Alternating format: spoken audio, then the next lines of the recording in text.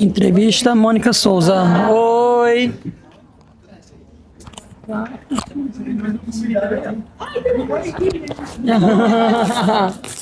Opa, vou te passar uma foto dela. Olha lá, Marquinhos, olha lá. Ó, aqui, ó. Tem uma Mônica ali, ó.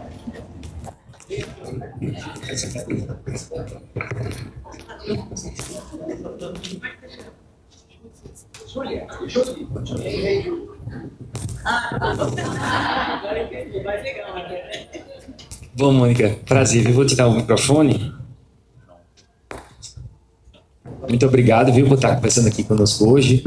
Aqui a gente tem jornalistas de todo o Brasil, influenciadores, criadores de conteúdo. Eles passaram a pergunta para a gente aqui. Eu vou ler para você, vou apontar o jornalista que fez, aí você pode se dirigir a eles, tá certo? Para fazer as respostas. Bom, nossa primeira pergunta é do jornalista Ícaro Rodrigues. Está por aí, Ícaro? Ícaro não chegou, né? Da Estação Nerd. A pergunta é a seguinte: como você se sente sabendo que uma personagem inspirada em você tem um papel tão importante no empoderamento de muitas meninas? Bom, boa tarde para todo mundo. Obrigada pelo convite. Para mim é uma honra estar aqui. É uma cidade especial. Meu pai veio o ano passado. Então, para mim, está sendo muito gratificante conhecer a Paraíba. Eu não conheci muito bem, não. Preciso ficar mais tempo aqui. Bom, eu acho que a Mônica é uma menina que já nasceu empoderada, né? Mesmo quando não se falava disso. A Mônica nasceu numa história do Cebolinha, numa tira do Cebolinha, e ela já mostrou ali que ela não tinha medo de nada, que ela já estava pronta. E eu acho que, né, naquela época, quando ela nasceu, ela se parecia mais comigo, porque eram 3 irmãs, a Maria Ângela, mais velha, a Magali, mais nova, e eu, Mônica, a do meio, filha sanduíche, que não era muito mimada nem pelo pai, nem pela minha mãe, então eu tinha que me virar, né? Então, a Maria já voltava chorando para casa, a Magali só comia e eu já resolvia meu assunto ali mesmo. Então, ter uma personagem que foi inspirada e tão forte como a Mônica, para mim é uma honra, eu fico muito feliz. E hoje a gente tem o projeto Donas da Rua, que também a gente passa, eu faço muitas palestras sobre isso. O que a gente pode fazer para melhorar a autoestima das meninas? Porque, de alguma maneira, se você colocar isso para elas desde muito novas, né? Elas vão ser empoderadas, vão ser fortes, vão fazer e exercer a profissão que elas quiserem sem restrição alguma. Então, eu me sinto honrada de ter sido a filha que inspirou a personagem Mônica. Perfeito. Nossa próxima pergunta é do Gabriel, do blog do Clubinho. Gabriel está por aí? Aqui na frente. Gabriel diz o seguinte: você é a musa inspiradora do Maurício e, de certa maneira, você sempre foi a Mônica. Em algum momento você se sentiu na obrigação de se envolver com os negócios do seu pai ou foi algo orgânico? Oi, tudo bem? Bom, eu comecei a trabalhar na lojinha da Mônica com 18 anos, porque eu queria ser independente, eu queria ter meu salário, era meu objetivo de vida. E na época eu fazia desenho industrial, faculdade de desenho industrial, e achava que ia seguir essa faculdade, mas quando eu comecei a trabalhar na lojinha, eu vi que eu gostava da área comercial. Então, logo em seguida, eu entrei na Maurício de Souza Produções como gerente de produto, e adorei essa área, adoro até hoje, que a gente que faz contrato com os produtos, com o licenciado, a gente que atende eles, depois faz também o trabalho de criação de embalagem junto com o designer. Então, eu acho que essa é... A gente fala que a história em quadrinhos, a desenho animado é o coração da Maurício de Souza, e a área comercial é o pulmão. Um não vive sem o outro. Então, eu me sinto bastante feliz de estar nessa área, porque tem a ver comigo. Acho que tem a ver com... Antigamente falava mulher briguenta, né? E homem determinado, mas hoje a gente fala todo mundo é determinado. Então, eu sempre fui muito briguenta, sempre briguei pelo que eu acreditava, e acho que uma área comercial precisa de pessoas assim, homens ou mulheres, qualquer que sejam determinados e briguem pelo que gosta, pelo que acredita. Então, acho que eu estou feliz na minha área. Nossa próxima pergunta é da Tainá Trajano. Tainá está por aí? Aqui na frente. Do portal Entretizei. Como você enxerga a evolução e a importância do seu legado nas histórias infantis em outras gerações, vivenciando agora a experiência de ser avó? Oi, obrigada pela pergunta. Bom, a experiência de ser avó está sendo a melhor do mundo. Eu tenho ele, o Marcos, que está aqui comigo, viajou comigo agora pela primeira vez sozinho. Ele falou que ia ver se tinha coragem de estar aqui com a vovó. Então está sendo uma delícia. Eu tenho uma netinha nova agora de 5 meses, né, Marquinhos? A irmãzinha dele. Acho que cada época da nossa vida tem uma construção, um aprendizado, né? Eu fui mãe muito cedo, minha filha nasceu, eu tinha 22 anos, acho que eu virei uma senhora naquela hora. Eu tive que virar uma senhora naquela hora e ser responsável e cuidar e trabalhar mais. Mesmo assim, eu me sentia, acho que como todas as mulheres, um pouco dividida entre ser mãe e ser profissional, e achando que estava fazendo mal as duas partes, aquele famoso síndrome da impostora, né, que a gente tem bastante. Mas aí eu achei também que se eu não fizesse aquilo, de continuar trabalhando, que era o que me fazia feliz como pessoa, eu era muito feliz como mãe, sou muito feliz como avó, mas trabalhar para mim eu fico feliz como pessoa, eu fico realizada. Então acho que todas as épocas da nossa vida a gente está aprendendo alguma coisa com alguém que está chegando, e acho que só vem para melhorar a nossa situação. Então enquanto eu tiver saúde, disposição, vou trabalhar, vou ser avó, vou ser mãe também. Eu adoro criança, então eu tenho vários sobrinhos netos, então todos eles podem ficar perto de mim que eu vou adorar. Também gosto muito de animais, tenho 6 gatos, 2 cachorros. Então, eu acho que a vida só tem me dado presente. Primeira coisa do meu pai, né? Acho que conviver com ele tanto tempo foi muito gostoso, é muito legal. Estou acabando de escrever um livro, graças ao Rodrigo, que eu chamo ele de meu malvado favorito, porque ele que me obrigou a fazer isso. E aí vocês vão ler muitas histórias que eu passei na minha infância com as minhas irmãs, com meu pai, com a Maurício de Souza Produções, e aí vocês vão conhecer um pouquinho mais de mim, tá bom? Muito bem, a nossa próxima pergunta é da Gilmara Dias, que está aqui na frente, do portal Esquenta Nordeste. O Maurício de Souza usou a personagem Mônica para dar voz à imaginação de milhares de crianças nas últimas décadas. Qual a mensagem que a Mônica original gostaria de deixar para as próximas gerações, para as crianças e adolescentes? A primeira coisa que eu acho que é importante a gente voltar no tempo um pouquinho e deixar a criança ser criança. Não encher a criança de coisas para fazer, não encher elas de trabalho, cursos, etc. Voltem um pouco e deixem elas serem crianças. Então, as crianças, se você enxergar a criança, ela vai errar, ela vai fazer coisa errada, ela vai acertar, mas vocês deixem ela ser criança, porque esta fase é a principal para ela virar um ser humano do bem, que se sociabiliza, que entende o outro, que tem empatia. Se ela tiver uma infância feliz, legal, e com as pessoas que estão em volta dela, respeitem essa criança. E respeitem essa idade que ela precisa de carinho, atenção, também de educação, lógico, mas também que elas brinquem bastante. Então, eu sinto muito, aqui eu não sei na Paraíba, mas em São Paulo, as crianças estão cada vez brincando menos, quase não tem espaço, não tem o que eu tive na infância, de andar de bicicleta a tarde inteira, de subir no telhado, subir no muro, essas coisas todas que a gente fazia quando era criança. Então, eu sinto falta disso, até por isso que a gente fez agora um projeto novo que chama Vamos Brincar. A Turma da Mônica tem 3, 4 anos, e aí mostra a importância da brincadeira e da sociabilização da criança. Então, também não deixar a criança sozinha. Se não tiver irmãos, vai para a escola, ou vai para a creche, ou fica brincando ali no pátio do prédio, onde a mãe puder, ou o pai puder, deixar essa criança para ela se sociabilizar, porque é muito importante ela brincar. Então, acho que é isso que eu desejo para as próximas gerações. Deixe as crianças brincarem, deixe elas sonharem, deixem elas viver a infância de uma maneira plena. Perfeito. Nossa próxima pergunta, ela é de 2 jornalistas fizeram mais ou menos a mesma pergunta que a Deise, da TV Cabo Branco, está ali atrás, e também o José Gabriel, do portal Polêmica Paraíba, que está aqui na frente, que pergunta um pouco sobre o seu sangue paraibano, né? Ano passado, como você falou aqui no começo, o seu pai conheceu uma parte da sua família paraibana, e a gente queria saber, eles queriam saber como é que foi esse encontro, se vocês ainda mantêm contato, como é que você enxergou todo aquele momento. Para mim foi uma honra, né, saber dessa história da família. Meu pai, até ele veio para cá, ficou super feliz, e depois algumas pessoas da família foram para São Paulo, e eu os conheci lá. E quando eles estavam passeando na empresa, eu fico no andar de cima, no mezanino, e eles estavam passeando lá embaixo, eu falei, nossa, um monte de Maurício de Souza lá embaixo, porque eu via só a sobrancelha igual do meu pai. Uma delícia, você conhecer uma família nova no Nordeste e a gente entender um pouco das nossas raízes. E dessas mulheres, não é só a Mônica que é brava e forte. A minha bisavó, minha avó, minha mãe, todas essas mulheres da família vieram de uma geração que deve muito ser em função da nordestina, que é uma mulher arretada, que é uma mulher forte, uma mulher guerreira. Então, para a gente foi uma delícia, espero vê-los aqui ainda, e também espero que eles vão para São Paulo, mas é gostoso ganhar mais familiares e conhecer um pouco mais da nossa história, né? Porque aí a gente começa a entender por que você é assim, assado e tal. Você vê que tem do nordestino aí na nossa família, até da fisionomia mesmo, né? Até na nossa aparência também. A Giovana Teixeira, tá por aí? Pronto.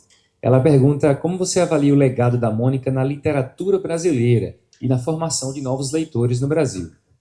Acho que o nosso legado é esse, é a leitura, né? Acho que meu pai sempre até fala que a medalha que ele mais tem honra de carregar é a medalha de estar alfabetizando de maneira informal uma grande parte da população, e sempre ele faz aquela pergunta para todo mundo, quem aprendeu a ler com as histórias em quadrinhos da Turma da Mônica. Então, para nós é fundamental. Acho que a maioria de vocês não tem noção do cuidado que a gente tem para essa revistinha chegar na banca, quantas revisões tem que passar para não ter erro de português, para ter aí um trabalho bem feito, quantas pessoas estão trabalhando naquela revista. É bastante interessante. Até um dia a gente podia passar aqui mesmo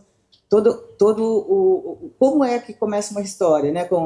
Desde do roteiro, depois do desenho, depois do letrista, depois do colorista.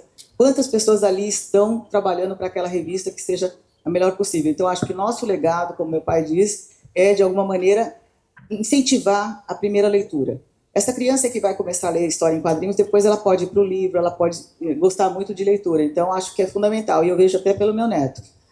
Uma das coisas que eu mais gostava de fazer com ele era ler história para ele. Ler livros, ler história em quadrinhos. Tal. Hoje ele já sabe ler, ele lê sozinho, mas eu acho que é bastante interessante, porque a gente vê que a criança aprende e pega o gosto pela leitura.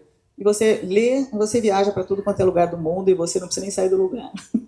E o Marcos gosta de ler os gibis, Marcos? Cuidado com a resposta, viu? Sim. Gosta? Bom. Ele veio no avião do Chico Bento, né, Marcos?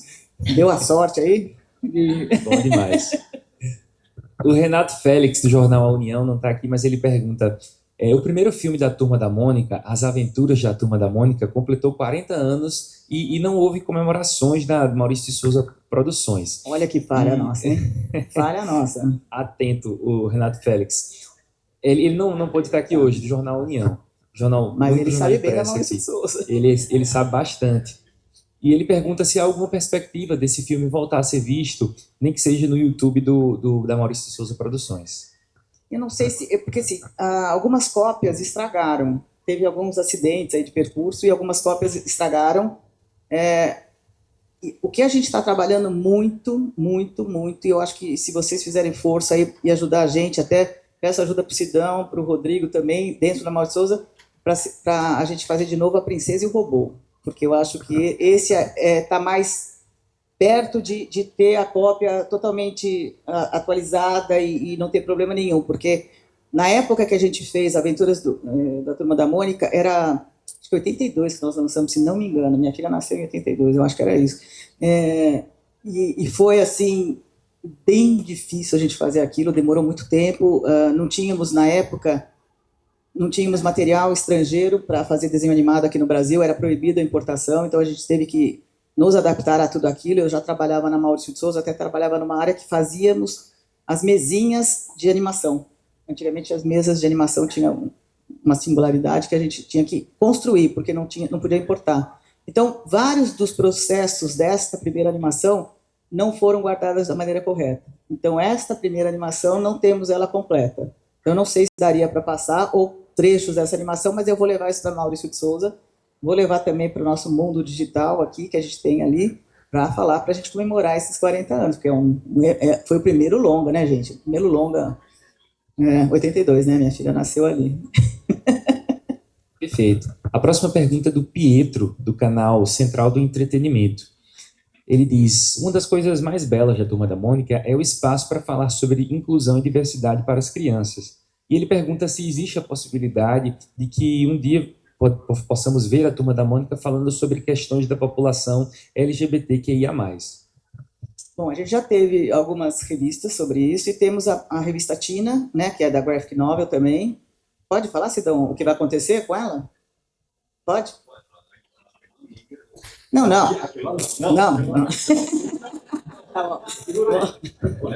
Tá bom, já ouvi. Bom, tem a revista da Tina, né, que a gente aborda o assunto, e é um processo que está sendo bem trabalhado dentro da Maurício de Souza, mas sempre pensando no universo um pouco mais jovem e mais adulto do que o universo infantil. Isso está sendo trabalhado com bastante cuidado, porque é uma questão delicada, não para nós, a gente sempre entendeu isso como faz parte da nossa vida, até porque eu cresci numa empresa que eram artistas, independente se eram homens, mulheres, negros, mulheres, etc. Tivemos todos os contatos ali. Para mim é um orgulho a nossa empresa trabalhar dessa maneira sempre. A gente tem que ter cuidado às vezes com os fãs de como a gente vai abordar esse assunto, então tudo isso está sendo com muito carinho, muito trabalhado. Você sabe que eu tenho um irmão que defende bastante essa causa também, o Mauro, e sempre está nos atualizando e trabalhando. E a gente sempre trabalha de dentro para fora. A gente começa dentro da empresa sempre, e depois a gente faz o trabalho para fora. Vou dar um exemplo que não tem nada a ver com isso, tá? Mas o último personagem que a gente lançou foi a Milena, né? Porque eu fui até numa palestra da ONU Mulheres, e as mulheres negras chegaram para mim e falaram: nós não nos sentimos representadas pela Maurício de Souza. Aquilo me deu assim, um aperto, né? Falei, nossa, a gente nunca pensou nisso. E nosso primeiro funcionário era negro, né? Então, uma coisa que a gente não esperava ouvir. E aí a gente voltou para casa. Meu pai já tinha criado uma família de personagens negros quando ele voltou da Bahia, mas ele estava todo entusiasmado e ele tinha deixado na gaveta porque muitas pessoas falaram que ele não tinha o lugar de fala. Então ele ficou bem reservado com relação a isso, e aí a gente começou a trazer pessoas, a ONU até ajudou a gente, famílias negras, mulheres negras, homens negros, para falarem com os roteiristas sobre isso. Então a gente criou a Milena de uma maneira bem trabalhada, demorou 2 anos isso. Né? A gente ouviu todo mundo, como é que ela ia, qual o estereótipo que não gosta. Então aí a gente até mudou totalmente ela mesmo, até os nomes, né? Porque meu pai queria um nome africano, aí ele viu que também várias tribos africanas ali, cada nome significa alguma coisa para uma região diferente, então podia dar problema isso no futuro e tal. Então aí, não sei se vocês já repararam, a família da Milena é Dó, Ré, Mi, né? Então cada um tem uma letra musical, porque ele, quando começou, queria isso. Mas aí a gente foi mudando, e hoje a mãe da Milena foi construída como uma mulher empoderada, ela é veterinária, já é empresária, porque ela tem uma clínica. Então, acho que isso é uma evolução, a gente vai crescendo e vai entendendo o que o nosso público quer e o que a gente está precisando fazer. Também acho que é uma evolução a sua pergunta também. Perfeito. Renato Félix, o especialista que a gente falou, é aquele que chegou ali agora, viu? Acabamos de fazer sua pergunta, viu? Não, eu sei, com chave. Eu falei com chave. Ela respondeu há pouco sua pergunta aqui, a gente registrou, viu? Depois eu passar para você, Renato. Agora, a nossa próxima pergunta, também de 2 colegas que perguntaram aqui, perguntas semelhantes, o Matheus Silomar, do canal Papo Pop, e também a Ângela Duarte, da Paraíba FM, que pergunta um pouco sobre os projetos para o futuro, especialmente. A Ângela disse que o carro-chefe da Maurício de Souza Produções, por muito tempo, foram as revistinhas, os gibis. E hoje, com as mídias sociais e com as outras estratégias, cinema, streams, várias outras estratégias estão sendo adotadas para manter o interesse do público. Aí ela pergunta assim, o que é que vocês estão fazendo para manter esse interesse nas revistinhas, ou se hoje em dia o carro-chefe da Maurício de Souza Produções é outro tipo de mídia.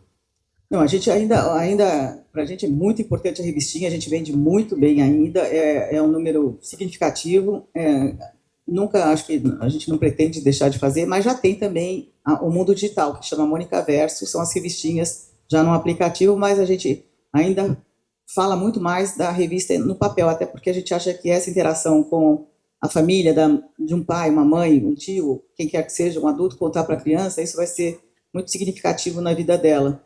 Mas nós estamos mesmo há muito tempo já investindo em outras plataformas, a gente está com uns streamings bastante fortes, cada ano tem um filme novo para ser lançado, fora os que são lançados apenas nas plataformas, como foi, não sei se vocês viram, Franjinha e Milena no Max, que é sobre, até a gente escolheu a Milena porque é sobre, o Franjinha é um cientista, mas a gente colocou a Milena também para fortalecer a menina nas ciências também, porque a Milena tem esse lado. Então a gente tem também a Turma da Mônica clássica na Globoplay, fazendo uma outra, que não é para o cinema, é para a Globoplay. Então a gente tem várias plataformas que a gente está trabalhando, vários filmes que a gente está fazendo para esse tipo de plataforma que está muito certo também hoje em dia. E para o cinema vai ter, era para ser em julho, mas a gente atrasou para janeiro, vai ser o Chico Bento. E o filme está maravilhoso. E é só o primeiro, tá, gente? Sem dica, tá? Sem spoiler. Mas acho que a gente está investindo bastante nessa área, de ter cada vez mais filmes aí para Até a gente acha muito legal tudo isso, mas para sair do Brasil a gente precisa ter filmes, precisa ter desenho animado. A gente já está no Cartoon Network, na América Latina toda. A gente tem desenhos novos, a cada 6 meses tem lançamentos novos, como Mônica Toy, que também tem no YouTube, que também é uma produção da Maurício de Souza. Cada quarta-feira tem um lançamento novo também. Então a gente está também investindo bastante nessa área.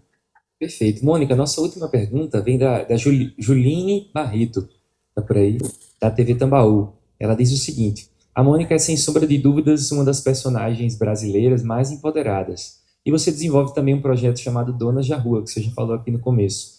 E ela pergunta se o objetivo desse projeto é, de fato, empoderar mais Mônicas, mais meninas e mulheres aí por todo o país. Com certeza. Eu acho que... Você sabe que o que eu mais admiro no meu pai, quando ele criou as meninas, não só a Mônica, a Magali, Rosinha, Marina, todas elas, é que, de alguma maneira, elas são super felizes com elas mesmas. E eu acho que isso que as meninas precisam.